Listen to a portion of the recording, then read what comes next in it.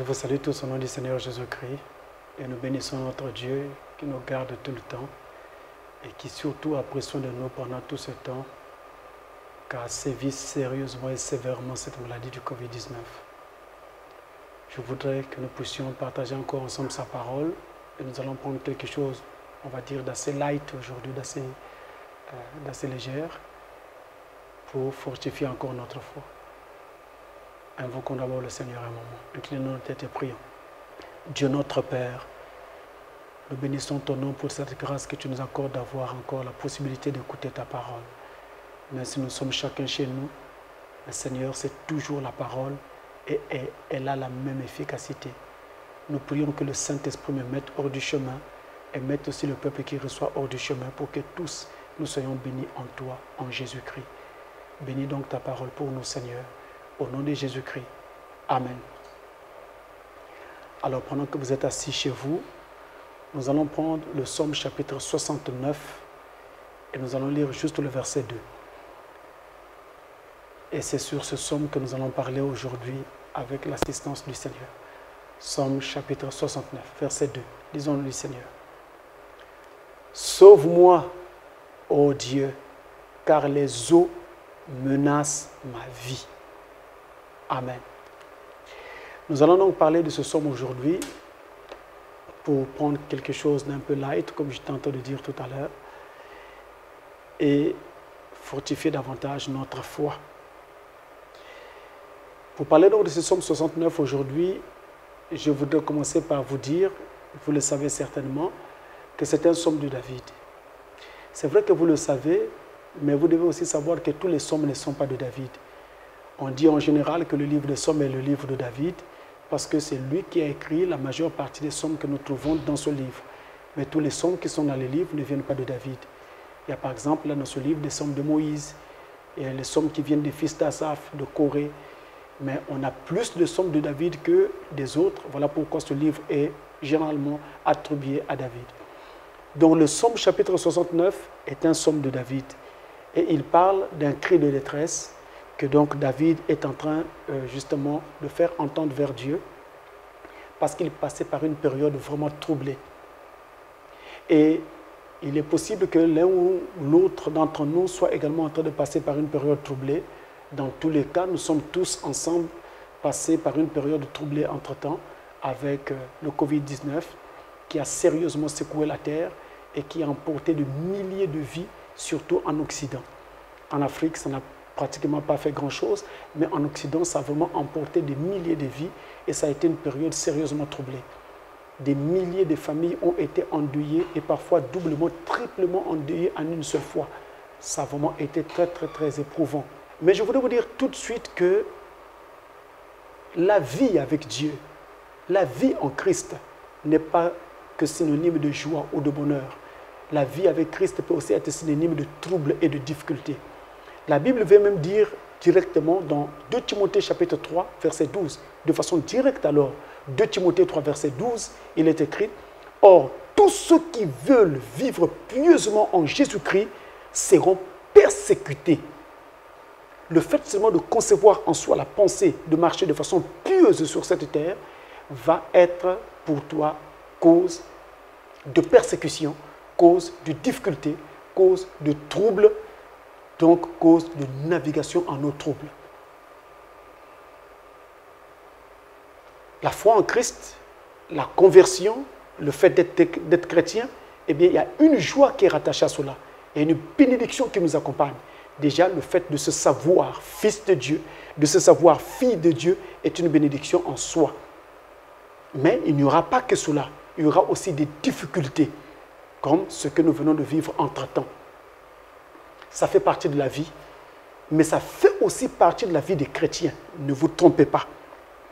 Le livre des psaumes, ici, ont souvent des psaumes qui vont 2 à 2, parfois 3 à 3 ou même plus. C'est-à-dire que vous pouvez trouver un discours qui est donné dans un psaume donné et que l'on peut retrouver dans un autre psaume. Ce sont naturellement des cantiques, les psaumes. C'est pourquoi on peut avoir comme ça le même discours qui est repris ici, mais présenté parfois, quelquefois différemment, mais c'est le même discours, c'est le même fond.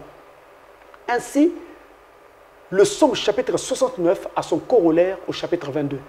le chapitre 22 du livre des Psaumes est identique au chapitre 69. Nous y trouvons également là la description d'une souffrance, on va dire, imméritée. Et donc, un cri de détresse qui va monter vers le Créateur, qui va monter vers Dieu.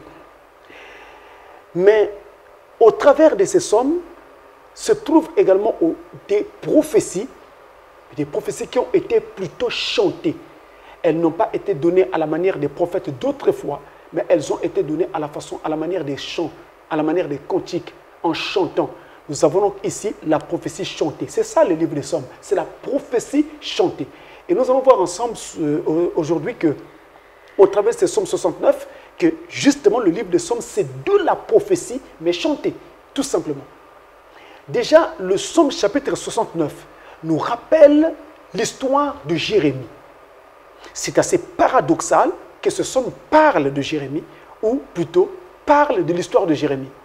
Mais si vous regardez l'emplacement du livre des Psaumes dans la Bible, le livre des Psaumes vient avant celui de Jérémie. Le livre de Jérémie vient après celui d'Ésaïe. Donc, le livre des Psaumes vient bel et bien avant celui d'Ésaïe et de Jérémie.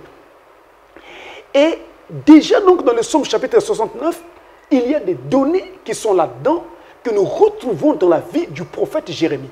Notez, dans Jérémie au chapitre 38 et au verset 6, il est écrit « Alors ils prirent Jérémie et le jetèrent dans la civerne de Malchia, fils du roi, laquelle se trouvait dans la cour de la prison. Ils descendirent Jérémie avec des cordes. Il n'y avait point d'eau dans la citerne, mais il y avait de la boue. Et Jérémie enfonça dans la boue. » Quand nous allons parcourir un peu plus ce livre de Psaumes, chapitre 69, nous allons voir qu'il y a des choses que nous trouvons dans ce chapitre, ce verset de Jérémie que nous venons de lire, que l'on va retrouver là-dedans, où David est en train de crier pour dire qu'il était en train d'enfoncer dans la boue.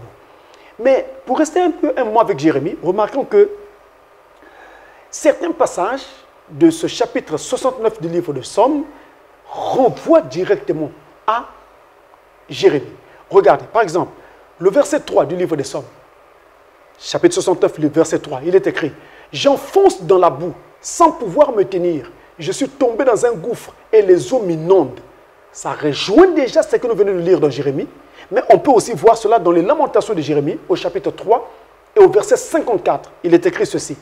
Lamentation de Jérémie, chapitre 3, verset 54. « Les eaux ont inondé ma tête. Je disais, je suis perdu, puisqu'on l'a mis dans un trou.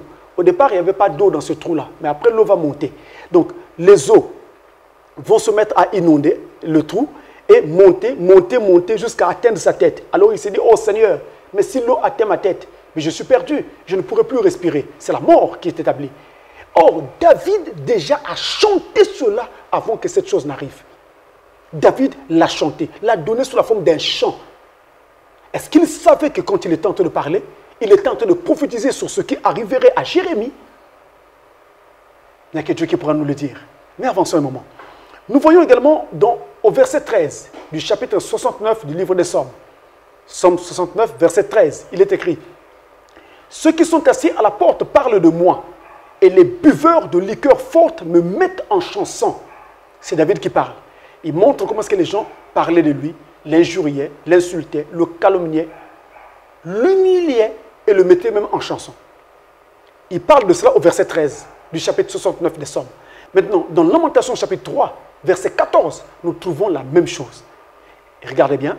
« Je suis pour tout mon peuple un objet de raillerie. Chaque jour, l'objet de leur chanson. » Exactement ce que David a dit. Comment cet homme pouvait-il savoir que cela aurait lieu de cette façon? Il n'avait pas connu Jérémie. Et Jérémie n'a connu David que par le fait qu'il pouvait lire des articles parlant de David. Mais comment David pouvait-il parler si longtemps à l'avance par une chanson de quelqu'un qu'il n'avait même pas connu et qu'il ne connaîtra jamais sur la terre? Mais il y a un grand paradoxe encore. C'est que ce chapitre 69 du livre des Psaumes ne parle pas que de Jérémie et de David. Il transcende les générations. Il transcende les époques et transcende donc même les testaments pour parler d'un événement particulier dans le Nouveau Testament. D'ailleurs, il est l'un des psaumes les plus cités dans tout le Nouveau Testament. le psaume chapitre 69. L'un des psaumes les plus cités dans le Nouveau Testament. Et il va parler de Christ. Au-delà de Jérémie, au-delà de David lui-même, il va parler de Christ. Il va parler naturellement du ministère de Christ et des souffrances par lesquelles Christ va devoir passer. Et entendez, quelque chose par laquelle toi aussi, tu dois passer. Regardez ce que dit le verset 5. 69, verset 5. Ils sont plus nombreux que les cheveux de ma tête. Ceux qui me haïssent sans cause, ils sont puissants. Ceux qui veulent me perdre, qui sont à tort mes ennemis, ce que je n'ai pas dérobé, il faut que je le restitue. Nous sommes au verset 5. Maintenant, regardez ce qu'il dit dans Jean au chapitre 15 et au verset 25 au sujet de ce que nous venons de lire. Mais cela est arrivé afin que s'accomplisse la parole qui est écrite dans leur loi. Ils m'ont haï sans cause. Donc David était aussi en train de parler de Christ. Lorsqu'il s'appliquait à lui-même cette souffrance, lorsqu'il parlait de lui et élevait son cri vers Dieu, il était en train de chanter une prophétie. Parlant de Christ qui viendrait plus tard. Il a parlé à un moment de Jérémie, mais il parle aussi de Christ. Nous avons au travers de cela quelque chose de très particulier pour montrer que dans la Bible, une seule et même prophétie peut avoir 2 ou 3 applications. Peut-être même plusieurs. Dans la Bible, il est écrit, il appela son fils hors d'Égypte pour parler de Jésus qui fut appelé hors d'Égypte. Lorsque Hérode voulait tuer l'enfant, les parents et l'enfant avaient fui en Égypte. Mais quand Hérode est mort, Dieu a demandé à ce qu'ils repartent en Israël. Et quand ils sont repartis, alors s'accomplissait l'écriture qui disait Dieu appelait son fils hors d'Égypte. Mais cela s'est aussi accompli lorsque Dieu a sorti Israël d'Égypte pour la terre promise. C'était Dieu appelant son fils Israël hors d'Égypte. Mais cela s'accomplit aussi en toi lorsque Dieu te sort du monde pour t'amener dans la parole. C'est Dieu appelant son fils hors d'Égypte. Donc, une même prophétie de la parole peut avoir une double, sinon une triple application. Une même prophétie peut avoir plusieurs applications possibles. Donc, nous voyons ici, dans ce psaume 69, que cela est appliqué à David lui-même, cela est appliqué à Jérémie, et cela s'applique aussi de façon particulière à Christ. Et nous allons aussi voir que cela s'applique à toi. C'est pourquoi ce psaume est particulier. Au verset 9 du chapitre 69 du livre des psaumes, il est dit « Je suis devenu un étranger pour mes frères, un inconnu pour les fils de ma mère. » Et dans Jean, au chapitre 7 et au verset 5, il nous est dit « Car ses frères non plus ne croyaient pas en lui. Il était un étranger pour eux. » Qui? Jésus de Nazareth. Ses propres frères qui avaient avec lui la même mère, c'est-à-dire Marie, ne croyaient pas en lui. Donc il était devenu un étranger pour ses propres frères. La prophétie chantée. Chantée par David dans les psaumes. Et pour parler de Jésus, qui était devenu étranger pour ses propres frères, cela était déjà illustré dans l'Ancien Testament en 2 personnages. Le premier, c'est Joseph, qui avait été haï par ses propres frères et fondu à des Ismaélites qui à leur tour le refondirent aux Égyptiens. Et un des généraux de Pharaon l'acheta parce qu'il était devenu ennemi de ses propres frères. On le haïssait, non pas parce qu'il était mauvais. On le haïssait, non pas parce qu'il faisait le mal, mais on le haïssait parce qu'il était spirituel. Et qu'il disait des choses qu'aucun d'entre eux ne disait. Il avait des songes spirituels et des songes qui montraient toujours que Dieu lui avait donné une position plus haute qu'à ses frères. À cause de cela, une jalousie naquit et à cause de cette jalousie, il se retrouva en Égypte, vendu par ses frères. Il devint un étranger pour ses propres frères. Et la bénédiction a souvent amené la jalousie. Quand quelqu'un ne peut pas faire ce que vous faites, quand quelqu'un ne peut pas avoir ce que vous avez, alors la jalousie naît, la jalousie s'installe. Et on peut être amené à tuer son frère pour rien, alors qu'il suffisait seulement d'aller vers le donateur, d'aller vers celui qui bénit, d'aller vers le Créateur, d'aller vers Dieu, d'exposer son problème et de demander la même grâce. Caïn n'avait pas compris cela. il pensait que pour solutionner son problème, il fallait tuer Abel, son frère. Mais quand il tuait Abel, le sang d'Abel cria contre lui. Et chaque crime que nous commettons, il y a quelque chose, il y a une voix qui crie contre nous. Il n'y a pas eu que Joseph, il y a eu aussi Samson, qui, à son tour, va imaginer Jésus haï par ses propres frères. Je vais vous apprendre une chose très importante. Samson avait été arrêté par ses propres frères. Ça vous étonne? Notez bien ceci. Quand Samson a été trahi par Delilah, il a été arrêté par les Philistins parce que vendu par Delilah. Ça, c'est un fait. Nous sommes là à la fin de la vie de Samson. Mais avant la fin de la vie de Samson, lorsqu'il y a eu l'épisode où Samson s'est battu avec une mâchoire d'âne contre toute une armée philistine et les a battus. Mais à ce moment-là, Samson avait été vendu par ses propres frères. Il se cachait dans une grotte quelque part. Les Philistins le cherchaient et ne le trouvaient pas. Mais ses frères savaient où il se cachait. Les Philistins sont venus voir ses frères et les ont menacés. Et ils ont demandé à ses frères que s'ils ne voulaient pas être détruits, il fallait qu'ils livrassent Samson. C'est alors que ses frères acceptent de livrer Samson. Ils sont allés voir Samson et ont demandé à le livrer. Samson leur demandera seulement une chose. J'accepte pour votre vie de me rendre. Mais seulement promettez-moi une chose. Ne me tuez pas. Ils ont dit, nous ne te tuerons pas. Nous allons juste te livrer aux Philistins. Ils ont lié Samson. C'est eux-mêmes, ses frères, qui ont lié Samson et qui l'ont traîné vers les Philistins. Quand ils l'ont traîné, Samson s'est laissé prendre. Et on l'a tiré. On l'a mené vers leur pays. Pendant qu'ils étaient en route, ils arrivent à un endroit qu'on appelle en hébreu Ramat Lehi. Et Samson s'arrête là. L'Esprit du Seigneur le frappe à cet endroit-là. Il s'arrête. Quelque chose se passe. Il sent une atmosphère différente. Lui qui s'était donné, lui qui s'était donné faiblement, qui s'était montré faible, comme un agneau, qui n'avait pas de force. Là, arrivé à Ramat Lehi, tout change. Il sent la force venir sur lui. Il sent une inspiration. Alors il pose la question. N'est-ce pas ici la place qu'on appelle Ramat Lehi? On lui répond, oui, c'est là. Nous sommes à Ramat Lehi. C'est alors que Samson regarde vers le haut. L'onction tombe sur lui. Il regarde au sol, il y avait juste une simple mâchoire d'âne. Il saisit cette mâchoire. Il brisa d'abord tous les liens qui étaient sur lui. Et ces liens-là étaient devenus comme des fils qui avaient déjà brûlé. Et avec une simple mâchoire, il ravagea tous les Philistins et mit toute l'armée à terre. On était à Ramat Lehi. Et le Ramat Lehi veut dire le lieu du crâne. Le lieu du crâne. Dites-moi, où est-ce que Jésus a été crucifié? Rappelez-vous que Samson, le mot Samson signifie fils du soleil. Fils du soleil. Et la Bible de dire, l'Éternel notre Dieu est un soleil. Somme 84. L'Éternel notre Dieu est un soleil. Et son fils Jésus, fils du soleil, quand il est venu sur la terre, où est-ce qu'il a été tué? À Golgotha, n'est-ce pas? Mais que veut dire Golgotha? Golgotha signifie le lieu du crâne. C'est là qu'il fut crucifié. Et donc Samson, en image de tout l'Ancien Testament, annonça cela par ce qu'il fit, arrêté par ses propres frères. Jésus aussi était arrêté par ses propres frères, livré aux Romains par ses propres frères les Juifs, ceux qui étaient censés les soutenir. Il était devenu un étranger pour ses propres frères, comme Samson qui était devenu un étranger, un inconnu pour ses propres frères.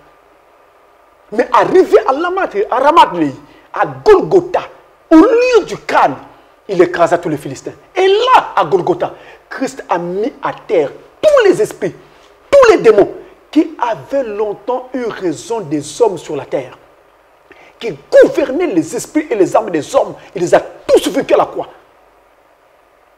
Et à partir de la croix, la victoire a été donnée à toute la race déchue d'Adam. Nous pouvons donc aujourd'hui avoir une victoire complète et totale, quelle que soit l'épreuve par laquelle nous passons, quel que soit ce que nous connaissons comme vie de péché, Dieu délivre. Et au travers de Samson, Dieu a donc montré cela. Comment est-ce qu'il était devenu un étranger pour ses propres frères. Et David l'avait déjà chanté. C'est ça le paradoxe. C'est ça que nous trouvons dans ce passage. David l'avait déjà chanté. Il l'avait déjà dit. Au verset 10 de ce livre de Psaumes 69, il est écrit: car le zèle de ta maison me dévore, et les outrages de ceux qui t'insultent tombent sur moi. Le zèle de ta maison me dévore, et les outrages de ceux qui t'insultent tombent sur moi. Nous avons là deux vérités importantes signifiées dans ce passage. C'est David qui est en train de chanter. Nous sommes dans un psaume. Au verset 10, David est en train de chanter. Mais écoutez maintenant ce que Jésus dit lorsque ce chant de David, qui va se révéler prophétique, s'accomplit dans la vie du Christ. Dans Jean au chapitre 2, verset 14 au verset 17, il est écrit: il trouva dans le temple les vendeurs de bœufs, de brebis et de pigeons, et les changeurs assis. Ayant fait un fouet avec des cordes, il les chassa tous du temple, ainsi que les brebis et les bœufs. Il dispersa la monnaie des changeurs et renversa les tables. Et il dit aux vendeurs de pigeons: ôtez cela d'ici, ne faites pas de la maison de mon père une maison de trafic. Ses disciples se souvinrent qu'il est écrit: le zèle de ta maison me dévore. Exactement ce que David a dit dans son chant. Le zèle de ta maison me dévore. Et Christ aussi, le zèle de la maison de son Dieu, l'a tellement dévoré qu'il n'a pas supporté de voir la maison de Dieu fait changer en trafic, en taverne de voleurs. Il est obligé de tresser des fouets et de fouetter ceux qui vendaient dans le temple tous ces différents articles. Parce que le zèle de la maison de Dieu le dévorait. Mes frères, il n'y a pas de vraie religion sans zèle. Un christianisme sans zèle est un christianisme mort. Vous ne pouvez pas dire que vous êtes un chrétien et ne pas avoir de zèle. Si vous n'avez pas de zèle, il y a quelque chose qui ne va pas. C'est quand on est mort qu'on perd tout zèle, qu'on perd toute activité, qu'on est incapable de tout mouvement, de toute action et donc de toute ardeur. Si vous n'avez pas de zèle, cela traduit une mort spirituelle sur votre cœur. Il y a quelque chose qui ne va pas. Un fils de Dieu, né de nouveau, sauvé, doit être zélé. En tout cas, même s'il n'a rien à faire, il cherchera n'importe quoi qu'il peut faire à l'instant pour Dieu, afin de montrer à Dieu son amour, son ardeur, son zèle. Il cherchera n'importe quoi à faire pour cela. Frère Branham dit ceci. Écoutez bien. Dans la prédication témoignage en mer. Témoignage en mer, prêché le 7 mars 64, paragraphe 102. Il dit, et après, on commence à se rendre compte qu'il n'y a plus de miracles comme il y en avait autrefois. Les malades rentrent chez eux malades. Ils viennent à l'église malades, ils rentrent malades. Ce n'est pas à cause de Dieu. Non, mes amis, Dieu n'est pas mort. C'est à cause du manque de réveil parmi les gens. Il n'y a pas de réveil. Ils s'assoient et ils écoutent. Ils rentrent chez eux en disant, eh bien, j'ai trouvé ça assez bien. Ouais. C'est tout ce qu'ils disent. Vous voyez, il n'y a pas ce zèle. Il n'y a pas quelque chose qui devrait être là, chez les gens. La vie doit amener un zèle. Même la femme au puits, qui n'était pas censée prêcher du tout. Mais quand elle a découvert que Jésus qui était en face de lui était le Christ, elle ne s'est pas retenue. Elle a jeté sa cruche d'eau. Elle a jeté son seau. Elle a abandonné ce pourquoi elle était venue au puits. Elle a couru vers la ville pour aller dire aux autres, venez voir ce que j'ai trouvé. Comment se fait-il que tu as trouvé Christ depuis 10 ans, 20 ans, 15 ans, 5 ans, 2 ans, 1 année dans ta vie? Aucune âme ne t'a suivi jusqu'ici. Personne n'entend parler de ton zèle. On ne voit pas ton ardeur pour la cause de Christ et pour la cause de Dieu. Quelque chose ne va pas. Tu as trouvé une église, mais tu n'as pas trouvé le Christ. Tu as trouvé une confrérie chrétienne, mais tu n'as pas trouvé le Christ. Tu as rencontré une doctrine, mais tu n'as pas trouvé le Saint-Esprit. Il y a une différence entre ces différentes choses. Nous avons besoin du Saint-Esprit et du Christ, mais pas d'église, pas de doctrine. Voyez, aujourd'hui, avec les confinements, il n'y a plus d'église. Mais si nous avions déjà pris Christ dans le cœur, quand on va ouvrir, là, après le déconfinement, nous retrouverons des chrétiens zélés, ayant le même zèle. Mais pas des gens qui sont devenus mous. Pas des gens qui ont perdu leur zèle. Pas des gens qui n'ont plus de flamme et en qui il faudra alors rallumer la flamme. Non. Même si on faisait 6 mois sans avoir un culte à l'église, un chrétien né de nouveau, 6 mois après, il garde le même zèle. Et un chrétien né de nouveau garde toujours son identité où qu'il soit et quoi qu'il fasse. Et surtout ce zèle, il est toujours là. Parce que c'est quelque chose qui avait pris place en lui pour faire de lui un chrétien. Ça s'appelle le Saint-Esprit. Et c'est cette chose-là qui maintient le zèle dans l'individu. Le zèle. Le zèle. Le zèle de ta maison me dévore. Frère Branham continue dans la brochure. Allumer la lumière. Allumer la lumière du 25 janvier 1964 au paragraphe 88. La manne d'hier est avariée. J'entends les gens dire, il y a 40 ans, j'ai fait ceci et cela. C'est bien. C'est pas mon homme qui parle, c'est pas moi. C'est bien. Mais qu'en est-il d'aujourd'hui? Qu'en est-il de l'Église pleine de zèle? Nous parlons d'hier. Qu'en est-il de l'Église aujourd'hui? Qu'en est-il de vous en tant qu'individu aujourd'hui? Car ce qui est d'hier ne conviendra pas pour aujourd'hui. C'était bien pour hier. Autrement dit, ce que tu étais pour Dieu il y a 40 ans ne compte pas. Ce que tu étais pour Dieu il y a 20 ans ne compte pas. Ce que tu étais pour Dieu il y a 10 ans ne compte pas. Ce que tu étais pour Dieu il y a 5 ans ne compte pas. Ce que tu étais pour Dieu il y a 2 ans et demi ne compte pas. Ce que tu étais pour Dieu il y a une année et 2 mois, ça ne compte pas. Ce que tu étais pour Dieu il y a 7 mois, ça ne compte pas. Ce que tu étais pour Dieu il y a 7 jours ne compte pas. Ce qui compte, c'est ce que tu es pour Dieu maintenant. Même pas ce que tu étais pour Dieu il y a 7 minutes, ça ne compte pas. C'est ce que tu es à la minute présente. Parce qu'à la minute présente, tu peux être rétrograde. Alors qu'il y a 7 minutes, tu étais dans la chaleur. Et on devient rétrograde parfois par les pensées, par les paroles, par les actes que nous posons. Donc, mine de rien, un petit laisser-aller et on devient rétrograde. C'est pourquoi l'apôtre Paul disait, je meurs chaque jour. Autrement dit, je me répands chaque jour. Autrement dit encore, je pêche parfois par inadvertance, sans le vouloir. Pas intentionnellement, mais il arrive quelquefois que nous péchions. C'est pourquoi, mes frères, le zèle est primordial et très important. Ça me garde en vie. Ça me maintient en chaleur. Ça me maintient en Christ. Et je garde mon équilibre. Et l'une des façons, mes amis, pour garder le zèle, il faut toujours témoigner de Dieu. C'est-à-dire, si Dieu a fait quelque chose dans votre vie, même si elle est toute petite, rendez témoignage.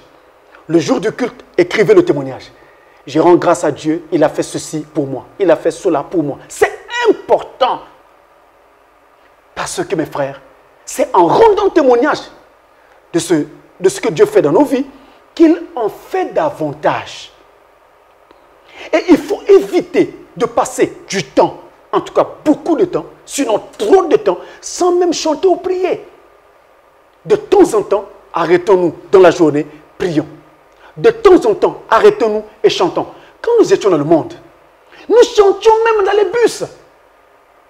Les chansons du monde, on chantait dans les bus. On chantait à l'école, on chantait au travail, dans la rue, partout au marché. Nous voyons même des gens s'exhiber en pleine rue. Ils dansent. Parce qu'ils sont animés par l'esprit du monde qui crée en eux une certaine joie. Éphémère, bien sûr, mais une certaine joie. Mais qu'en est-il de Christ? Pourquoi chanter Christ devient honteux? Pourquoi? Si tu es sauvé, tu es sauvé. Et puisque tu es sauvé, tu ne peux pas t'empêcher de chanter. Ce n'est même pas quelque chose que tu calcules, que tu fabriques, que tu forces. Mais c'est quelque chose qui vient en toi de façon spontanée. Vous savez, si vous rentrez dans l'eau, vous allez vous mouiller. Que vous soyez habillé ou pas, vous allez vous mouiller. Pourquoi? Parce que c'est la chimie de l'eau. L'eau est humide. Donc, quand vous rentrez dans l'eau, vous allez toujours vous mouiller donc sentir que vous vous mouillez. Peu importe. C'est la chimie de l'eau. On ne peut pas rentrer dans l'eau et ne pas se sentir mouillé. Parce que la chimie de l'eau est telle qu'on se sentira toujours ainsi. Et la chimie d'un croyant, quand Christ a déjà sauvé un cœur, vous ne pouvez pas ne pas être zélé. Même si vous ne chantez pas à haute voix, pour ne pas avoir à déranger les autres, vous chanterez même à voix basse. Vous chanterez même en fredonnant. Vous chanterez même dans votre cœur. Mais à une condition. Ne chantez pas intellectuellement. Ne chantez pas en passant. Quand le chant vient, entrez-y. C'est-à-dire, mettez votre cœur, vos pensées dans le chant. Et vous allez voir qu'après avoir chanté ce chant, ne serait-ce que pendant 1 minute ou même quelques secondes, ça va amener une atmosphère spirituelle sur vous. Ça va amener quelque chose de particulier sur vous. Et ça va donc vous maintenir dans le feu, dans le zèle, dans l'ardeur.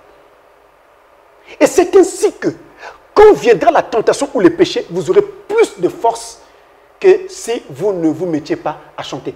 Vraiment, je vous dis, chanter et prier, c'est quelque chose qui maintient les gens dans l'ardeur. La lecture même de la parole ne le fait pas comme le fait chanter et prier. Prenez quelqu'un qui lit beaucoup la parole. Il aura beaucoup de connaissances, mais très peu de zèle. Maintenant, prenez quelqu'un qui lit moins la parole et qui chante beaucoup et prie beaucoup. Il aura plus de zèle que celui qui lit beaucoup la parole. Parce que l'onction descend abondamment quand on chante et quand on prie. Regardez, celui que nous appelons notre Dieu, notre Seigneur, notre Roi, notre Maître, il est notre Dieu avant tout. Et le mot Dieu signifie objet d'adoration, donc quelqu'un qu'on doit adorer. Et justement, quand nous nous mettons à adorer, nous sommes exactement en train de faire ce que Dieu a toujours attendu de l'homme. Et notez aussi que l'adoration de Dieu consiste aussi dans la marche chrétienne. Tout ce que je fais dans ma vie, dans ma pratique de la vie chrétienne, c'est une adoration adressée à Dieu. Donc quand je paye ma dîme, c'est une adoration. Quand je prie, c'est une adoration. Quand je chante, c'est une adoration. Quand je m'éloigne du péché de quelque nature que ce soit, c'est une adoration adressée à Dieu. Je le fais pour adorer mon Dieu. Continuons mes frères. Versets 21 et 22, il est écrit. Toujours dans le psaume 69, 21 et 22. L'opprobre me brise le cœur et je suis malade. J'attends de la pitié, mais en vain. Des consolateurs et je n'en trouve aucun. Ils mettent du fiel dans ma nourriture. Et pour apaiser ma soif, ils m'abreuvent de vinaigre. Avant même que je continue, vous vous retrouvez déjà. Comment cela s'est fait avec Christ à la croix, quand il a eu soif. À la place de l'eau, on lui a donné du vinaigre à boire. Vous vous rappelez de cela? Pour votre étude à la maison, je vous donne les passages. Dans Matthieu chapitre 27. Matthieu 27. Verset 34 et verset 48. On parle de cela. On parle également de cela dans Marc chapitre 15, au verset 23. Marc 15, verset 23, reprend ce que Matthieu dit au chapitre 27, au verset 34 et au verset 48. Luc chapitre 23 et le verset 36 revient également sur cela, montrant comment des soldats ont pris du vinaigre pour l'abreuver avec. Et dans Jean, c'est là que je vais lire, Jean chapitre 19, versets 28 à 30, on nous montre clairement que c'était des soldats qui firent cela. Regardez.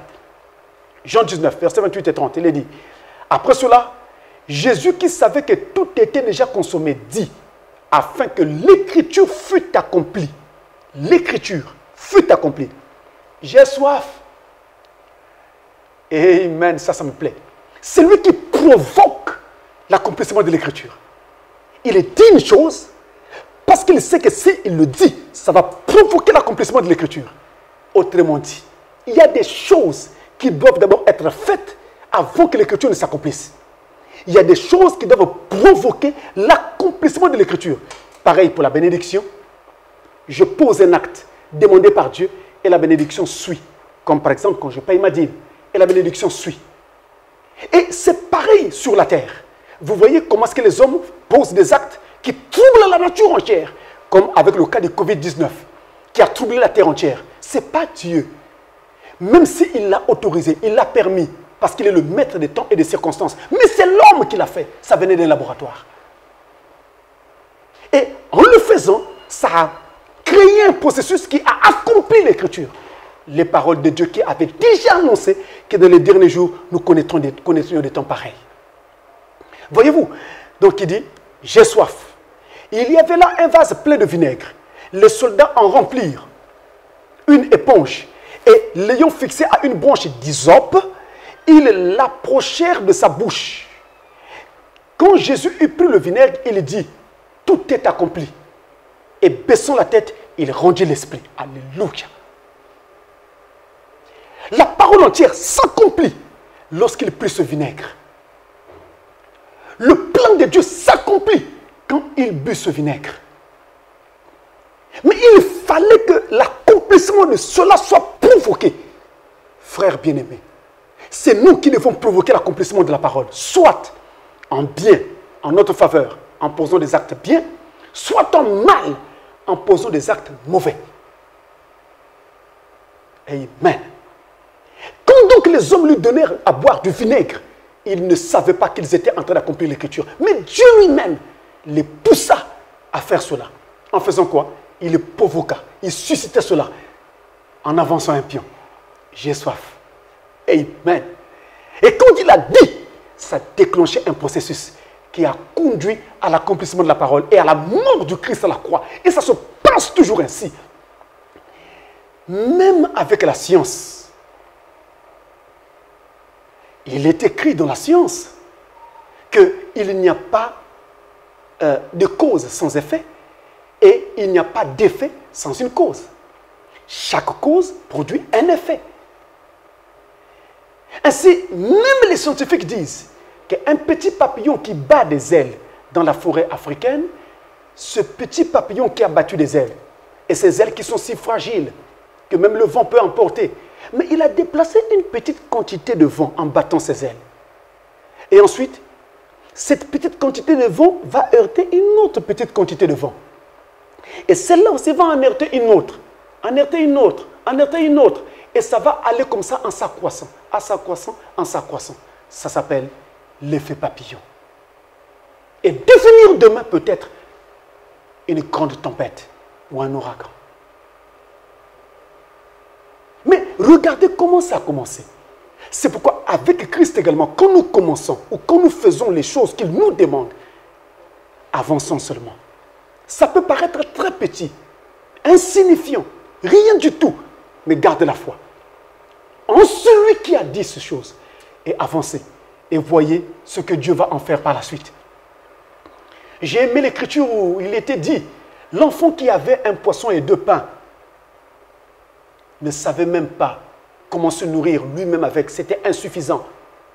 Mais quand il a pris ces choses de ses mains et les a placées dans les mains de Jésus, quand ces éléments sont passés des mains de Jésus, des mains de l'enfant aux mains de Jésus, cela a nourri 5000 personnes. Vous pouvez avoir un tout petit don, mais essayez de le mettre entre les mains de Dieu et voyez ce qu'il pourra faire. Combien de gens cela pourra bénir? Peut-être de la terre entière. Et c'est toujours ainsi. Nous avons un Dieu immense, un Dieu grand.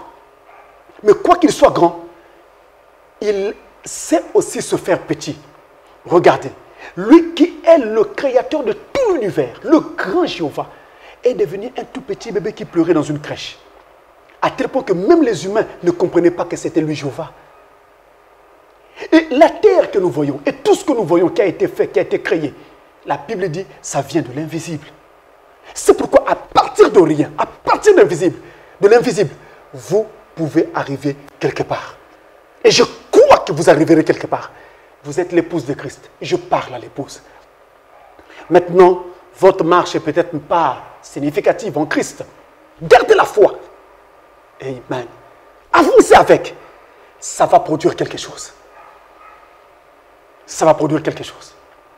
Entre-temps, je disais, lorsque Jésus avait dit, le zèle de ta maison me dévore, il avait aussi dit, et les outrages de ceux qui t'insultent tombent sur moi, mon Dieu. Les outrages de ceux qui t'insultent, toi Dieu, toi Jéhovah, ceux qui sont en train de t'insulter, ces outrages-là, tombent sur moi. Mais pourquoi ça doit tomber sur moi? Ce n'est pas moi qui suis insulté. C'est toi qui es insulté. Ça devrait tomber sur toi. Mais pourquoi ça tombe sur moi? Un mystère profond. Ça montre, mes frères, que le Jéhovah de l'Ancien Testament, c'est le Jésus du Nouveau Testament. C'est pourquoi ces outrages adressés à Jéhovah tombaient sur lui, le Christ. Mais nous avons une autre leçon derrière cela. Laquelle, mes frères? Derrière cela, nous avons cette leçon que voici. Les outrages de ceux qui t'insultent tombent sur moi. On t'insulte toi, mais moi, j'en ressens la peine. Tu es fils de Dieu. Tu es fille de Dieu. Quand tu entends les païens injurier Dieu, tu ressens quoi? Quand tu entends tes amis injurier Dieu, tu ressens quoi? Quand le monde se ligue contre le Créateur, toi, tu ressens quoi? Et que fais-tu? Est-ce que tu les insultes en retour? Tu fais quoi? Tu retrousses les manches pour te battre? Tu fais quoi? La Bible dit, tu devrais être touché, préoccupé, tourmenté et aller prier. C'est l'une des raisons pour lesquelles le chrétien ne peut pas s'arrêter de prier. Il prie tout le temps. Prions que Dieu soit miséricordieux à l'égard de ceux qui l'insultent et en sauve davantage et davantage. Mes frères, j'entends l'Esprit de Dieu crier dans mon cœur et me dire, dis cette parole. Je vais juste la dire comme il me le dit. Où sont ceux-là qui m'appartiennent et qui se tiendront dans la brèche pour me représenter sur la terre? Jouer le rôle comme il faut. Nous ne sommes pas juste des membres d'une église. Nous sommes membres du corps de Christ. Nous ne combattons pas pour une église. Nous combattons pour un homme, le Christ. Nous combattons pour une cause, pas la cause de notre tabernacle, pas la cause de ton tabernacle, pas la cause de ton église, mais nous combattons pour la cause de Christ. Et pour ce faire, partout où Christ est représenté, partout où l'intérêt de Christ est représenté et est menacé, je dois être concerné. Je dois être préoccupé et je dois prier pour cela. Même si ses frères ne sont pas de la même église que moi, même si pour eux, je suis un inconnu. Comme Jésus l'était devenu pour ses frères, comme Joseph l'était devenu pour ses frères, comme Samson aussi, à un moment donné de sa vie. Le zèle de ta maison me dévore. Et vous devez savoir, mes frères, de la même manière que Christ a souffert, comme David l'a si bien chanté dans son psaume, toi, chrétien, tu souffres aussi. Tu souffriras aussi. Tu dois souffrir aussi. On ne peut pas être exempté de cette souffrance. Dans le livre de Luc au chapitre 9 et au verset 23, il est écrit un passage qui est devenu pour moi emblématique dans la Bible. Luc 9, verset 23. Puis il dit à tous, si quelqu'un veut venir après moi, qu'il renonce à lui-même, qu'il se charge chaque jour de sa croix et qu'il me suive. Si quelqu'un veut venir après moi, qu'il renonce à lui-même et qu'il se charge de sa croix. Ne passons pas si vite. Selon l'Écriture, il y a sur le chemin de chacun, fils et fille de Dieu, peu importe ta durée dans le Christ, le nombre d'années que tu as déjà fait dans le Christ, le temps que tu as mis depuis que tu es chrétien, il y a sur ton chemin une croix sur laquelle tu dois accepter de t'empaler, de te laisser transpercer. Et quand on se laisse transpercer, ça fait mal, ça déchire, ça fait pleurer, ça fait crier, ça fait naviguer en eau trouble.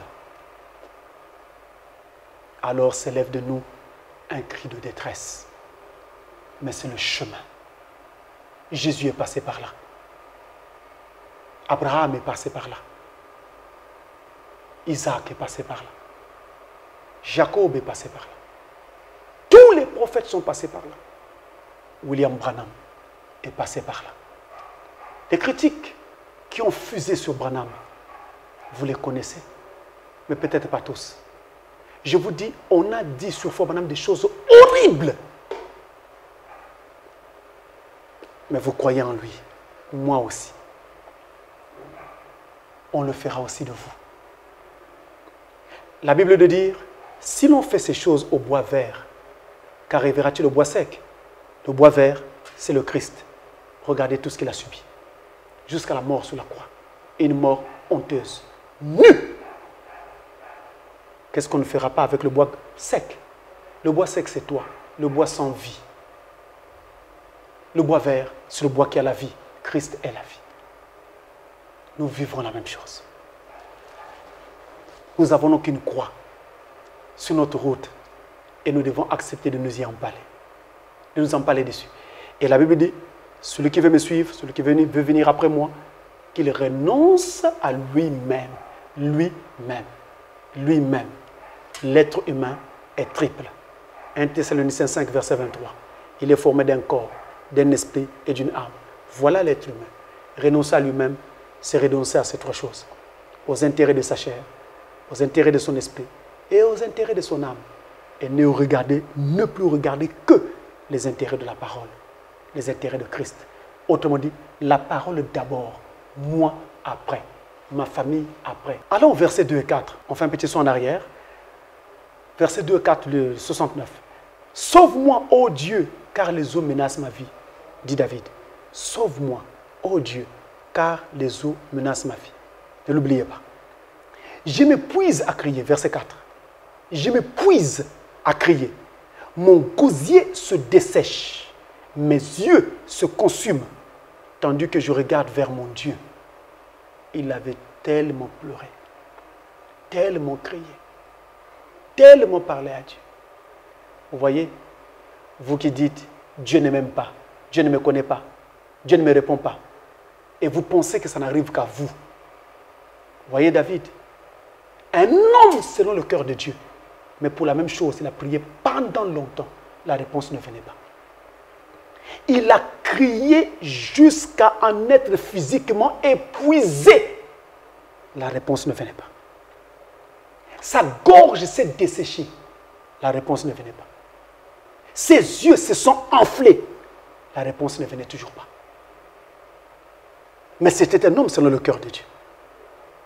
Mes frères, si Dieu devait nous donner tout ce que nous demandons au moindre petit cri, nous serons des enfants sans caractère. Parce que nous aurons été élevés sur la voie de la facilité.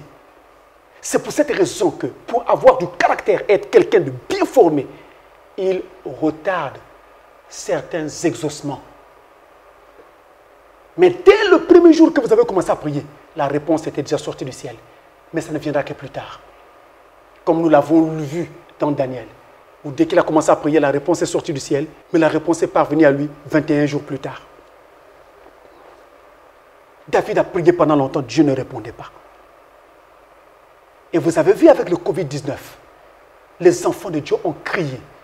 Je rends grâce à Dieu pour la miséricorde qu'il nous a accordée. Le cri de ces enfants qu'il a écouté. Mais disons-nous la vérité, il n'a pas écouté ce cri dès le premier jour. Ce Covid-19, il traîne sur la terre depuis le mois de décembre 2019. Il n'a pas écouté tout de suite. Au fur et à mesure, il a commencé à faire baisser la maladie. Mais ce n'était pas tout de suite qu'il l'a fait. Parce qu'il ne fallait pas habituer ses fils et ses filles à la facilité. Il fallait également que les gens sachent apprécier Dieu à sa juste valeur après qu'il ait exaucé. Et que les gens se rendent bien compte que ce n'est ni la médecine, ni la main de l'homme qui aurait fait que les choses s'arrangent. Mais la nature elle-même. Dieu. Dieu lui-même. Dieu lui-même. C'est pourquoi il a fait cela. Mais il faut aussi qu'on se dise la vérité. On a beaucoup pleuré avec ce Covid-19. Peut-être pas vous en Afrique. Peut-être pas vous et moi. Mais en Occident, les États-Unis ont dépassé les 50 000 morts. La France a dépassé les 20 000 morts. L'Italie, n'en parlons plus. La Chine, je ne veux pas rentrer dans ces chiffres. Mais ça fait combien de familles endeuillées? Ça veut dire que chaque jour, il y a eu des familles qui pleuraient, qui ont pleuré, et qui peut-être pleurent encore, et qui peut-être même pleureront encore. Je veux dire, il est possible que demain, des larmes coulent encore quant à ce Covid-19. Parce que la maladie peut refaire surface. La maladie peut ressurgir. Les quelques poches de résistance qui sont ça et là peuvent encore redevenir virulentes. On ne sait pas. On ne sait pas. Donc, des larmes peuvent encore couler demain. On ne sait pas. Mais quoi qu'il en soit, et quoi qu'il advienne, nous devons continuer à faire comme David, regarder à Dieu et continuer à nous attendre à lui et à ne pas tourner le dos pour dire « Dieu ne me répond pas, je rentre dans le monde ». Tout fils qui vient à Dieu et toute fille qui vient à Dieu doit être éprouvé. Et si vous ne tenez pas en face de l'épreuve et que vous abandonnez pour repartir dans le monde, vous êtes alors un enfant illégitime. Vous n'étiez pas digne de cet appel, digne de ce salut. Et William Branham de dire, Frère Branham dit, dans la brochure « Les instructions de Gabriel à Daniel », c'est dans les 70 semaines de Daniel, hein, c'est dans ce livre-là. Les instructions de Gabriel à Daniel, vous retrouvez directement la date, c'est le 30 juillet 1961, au paragraphe 135. Il dit, « Mais quelque part, assurément, Jéhovah a un homme sur lequel il peut mettre la main, qui ne fera aucun compromis avec ces organisations impies, qui ramènera les gens au rocher, Jésus-Christ, qui les ramènera à la Pentecôte originelle et au Saint-Esprit originel, avec les signes originels et les prodiges originels. Assurément, il en a un, quelque part, qui ne va pas céder sous le poids d'aucune persécution, qui ne va pas abandonner, démissionner, flancher, ni rien d'autre, qui tiendra ferme. Amen. Voilà l'épouse de Christ. Voilà le croyant que Dieu recherche. C'est ce genre-là pour former l'épouse universelle de Christ. Ne veux-tu pas être ce genre-là? Ne veux-tu pas être l'un d'entre eux? Ne veux-tu pas être l'un de ces soldats-là que Christ va devoir, sur lesquels il va devoir compter?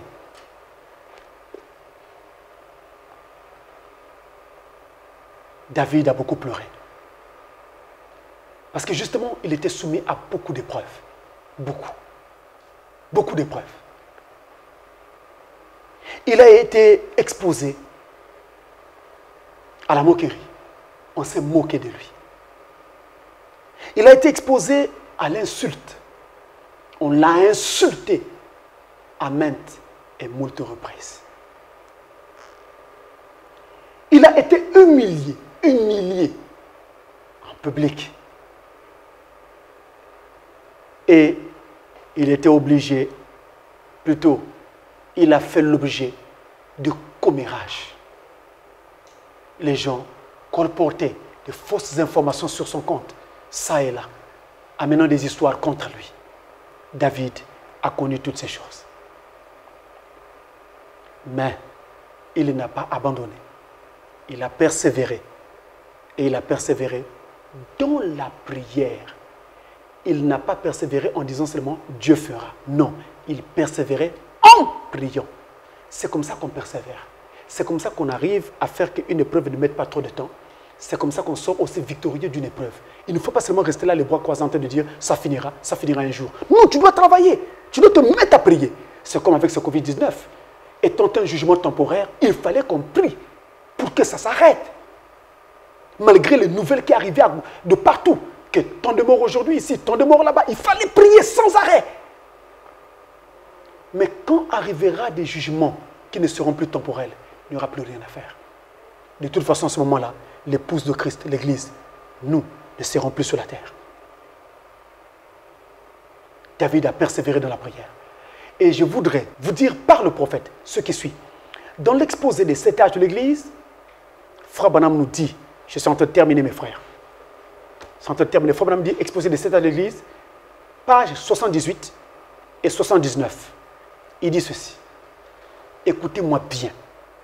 Exposé des âges, c'est le chapitre 3, page 78 et 79. Il dit, je pense que nous devrions nous arrêter ici pour développer l'idée que le peuple de Dieu a toujours été persécuté et le sera toujours.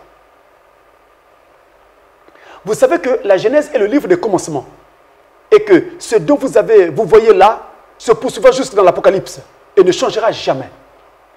Nous y voyons que Caïn a persécuté Abel et il l'a tué parce que ce dernier était agréable à Dieu. Ensuite, nous voyons une image parfaite dans le fils d'Abraham selon la chair. Ismaël, qui s'est moqué d'Isaac, le fils de la promesse, et qui le combattait. Voilà un fils d'esclave qui se moque du fils de la femme légitime, du fils de la promesse, il se moque de lui. C'est souvent comme ça. Et il y a eu Ésaü qui haïssait Jacob et qui l'aurait tué si Dieu n'était pas intervenu. Dans le Nouveau Testament, nous voyons Judas qui a trahi Jésus, tandis que les ordres religieux du 1er siècle ont tenté de faire périr les premiers croyants. Les enfants de ce monde, contrôlés par le diable, haïssent les enfants de Dieu qui sont contrôlés par l'Esprit. Peu importe combien un chrétien est juste et droit vis-à-vis des gens, combien il est bienveillant à l'égard de son prochain, ne faisant que du bien, qu'il confesse que Christ est son sauveur et qu'il reconnaisse l'opération des dons du Saint-Esprit dans le parler en langue, la prophétie, la guérison et les miracles, et on le condamnera. L'esprit de ce monde est l'esprit de Dieu. Et comme il ne peut pas vaincre l'esprit du Seigneur, il essaie de détruire le vase dans lequel l'esprit de vérité demeure. Vous entendez ça? Parce qu'il reconnaît la manifestation des dons dans une église, on le condamne. C'est comme ça que certains pasteurs aujourd'hui sont qualifiés de pentecôtistes. Donc, ceux dans les églises desquelles il n'y a pas de dons d'esprit du tout, de l'esprit du tout, pour eux, c'est des grands ministres. Là où il y a les manifestations de l'esprit, c'est des pentecôtistes. Mais entendez ce que dit le messager lui-même. Vous voyez ce que dit le messager lui-même. Finalement, qui est dans le vrai? Est-ce celui de l'église duquel il n'y a aucun don? Ou celui dans l'église duquel il y a vraiment des dons? Qui est dans la vérité? C'est là le problème. À la page 79, toujours le chapitre 3 de l'exposé, il dit « La persécution et les épreuves sont une partie naturelle, normale de la vie chrétienne. Il n'y a qu'une seule chose à en faire, c'est de toutes les remettre à Dieu et de ne pas juger. Et de le laisser lui s'en occuper et prononcer le jugement final. » Mes frères, voilà ce qu'il faut faire en face des épreuves. Avant de terminer, je voudrais attirer votre attention sur ce que nous avons lu au début. Le verset 2. David a dit, au verset 2, David dit, « Les eaux me submergent. » Les eaux. Il dit qu'il était menacé par les eaux. Et là, c'est au tout début de sa chanson, au tout début de son cantique, au tout début de son psaume, qu'il est en train de parler de cette menace des eaux. Mais qu'est-ce que ça veut dire, mes frères? Suivez-moi très bien. Nous venons de montrer comment est-ce que les hommes l'ont attaqué et tout le reste. Mais il y a encore un autre niveau spirituel que nous pouvons voir au travers de cela. Regardez. Que veut dire la parole, l'eau dans la parole de Dieu? Dans la parole de Dieu, l'eau symbolise justement la parole de Dieu elle-même. Vous avez cela dans Apocalypse 22, verset 1, où il est écrit, je le lis rapidement pour vous, « Et il me montra un fleuve d'eau de la vie, limpide comme du cristal, qui sortait du trône de Dieu et de l'agneau. » L'eau symbolise la parole de Dieu. Dans Jean au chapitre 7, versets 37 et 38, Jésus dit, « Le dernier jour, le grand jour de la fête, Jésus se tenant debout s'écria, « Si quelqu'un a soif, qu'il vienne à moi et qu'il boive. Celui qui croit en moi, des fleuves d'eau vive couleront de son sein, comme dit l'Écriture. » L'eau, c'est la parole. Mais l'eau, c'est aussi l'Esprit de Dieu, le Saint-Esprit. Jean 6, verset 63. Les paroles que je vous ai dites sont esprit et vie. Mais le plus grave, ou plutôt ce vers quoi je veux vous amener, c'est ceci. C'est Amos, chapitre 8, versets 11 à 13. Il est écrit, « Voici les jours viennent, dit le Seigneur l'Éternel, où j'enverrai la famine dans le pays. Non pas la disette du pain et la soif de l'eau, mais la faim et la soif d'entendre les paroles de l'Éternel. Ils seront alors errants d'une mer à l'autre, du septentrion à l'orient. Ils iront ça et là pour chercher la parole de l'Éternel et ils ne la trouveront pas. En ce jour, les belles jeunes filles et les jeunes hommes mourront de soif. » Jeunes filles, entendez les églises. Toutes vos églises qui naissent ça et là mourront de soif. Elles ressembleront, entre guillemets, à des églises, mais à l'intérieur, l'eau de la parole ne sera pas. On aura quelques petits conseils humains, mais la parole, dans sa profondeur, dans son exactitude, ne sera pas. Ils vont en manquer. Et dans d'autres milieux, ils auront une parole interprétée très mal, c'est-à-dire mal interprétée, mélangée, et qui fera que il n'y ait plus de manifestation de l'esprit, parce que l'esprit quitte la parole dès que la parole est mélangée aux pensées humaines. Dès qu'elle cesse d'être la parole de Dieu, l'esprit s'en éloigne. Voilà un des dangers, et un des dangers terribles qui guettent le monde d'aujourd'hui, et qui est en plein déjà. Nous y sommes en plein en fait. David, c'était des gens qui le menaçaient. Mais l'Église est menacée par la fausse doctrine, le faux enseignement, la fausse parole, le faux enseignement de Dieu. Partout. Le danger, c'est que ça ne sauve pas. C'est un mensonge. Dieu ne peut donc pas le confirmer et par conséquent, ça ne peut pas produire la vie éternelle, la nouvelle naissance dans ceux qui écoutent. Pour que la parole produise la vie éternelle, ça doit être la parole et elle doit être bien interprétée, bien située et bien placée. Alors ça produira la vie éternelle. Autre chose, mes amis, l'eau ne symbolise pas que la parole de Dieu. Dans la Bible, l'eau symbolise aussi des peuples, des foules, des nations et des langues. Apocalypse 17, le verset 15. Si David dit que ces eaux étaient pour lui un danger, c'est que sur la terre maintenant, nous vivons un danger. Mes frères, je suis pasteur Francis. Voici ma main levée vers le ciel. Le danger ne vient pas du ciel. Le danger vient de la terre.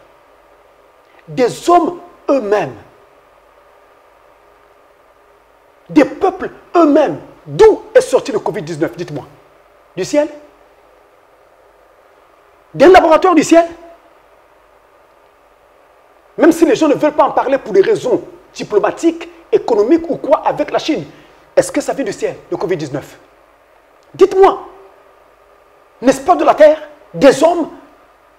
C'est un danger. Toutes les armes que les hommes ont entassées ça et là, les bombes, les grenades et toutes sortes d'armes, ce sont des menaces pour la vie humaine sur la terre.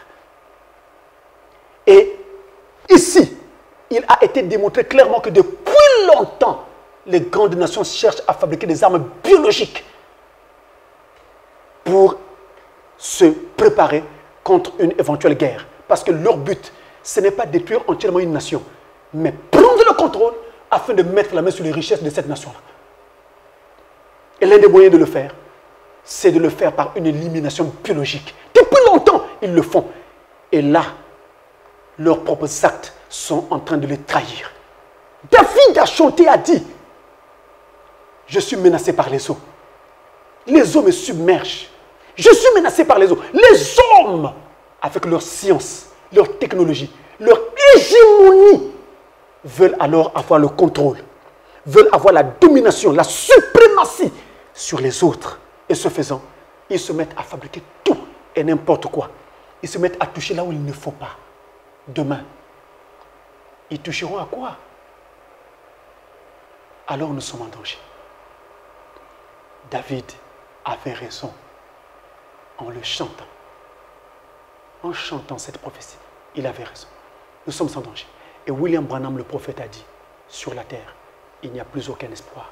Le seul espoir qui nous reste, c'est la venue du Seigneur. Et moi, je vous dis, la main sur le cœur, entrer en Christ le plus rapidement possible, car c'est la seule zone de sécurité qui soit. Et maintenant, c'est encore possible pour quiconque le veut. Nous allons prier. Inclinons nos têtes. Quelqu'un veut qu'on se souvienne de lui, qu'il lève seulement sa main.